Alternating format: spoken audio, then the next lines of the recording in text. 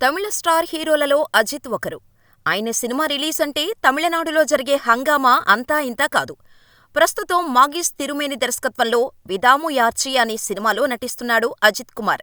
భారీ బడ్జెట్ సినిమాల నిర్మాణ సంస్థ లైకా ప్రొడక్షన్స్ ఈ సినిమాను నిర్మించింది.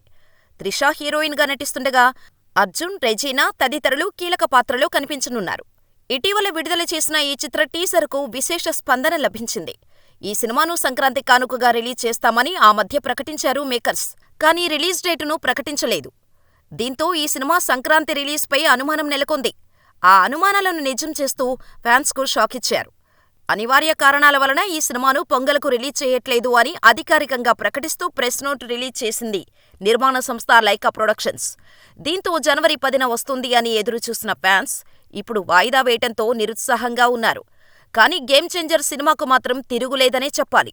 స్టార్ డైరెక్టర్ శంకర్ తెరకెక్కిస్తున్న సినిమా కావటంతో గేమ్ చేంజర్పై తమిళ్లో భారీ హైప్ ఉంది.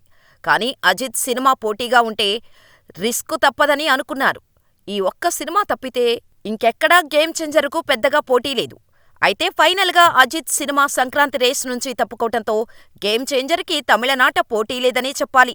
కాబట్టి తమిళ వర్షన్ గేమ్ చేంజర్ బాక్సాఫీస్ని షేక్ చేయటం గ్యారంటీ.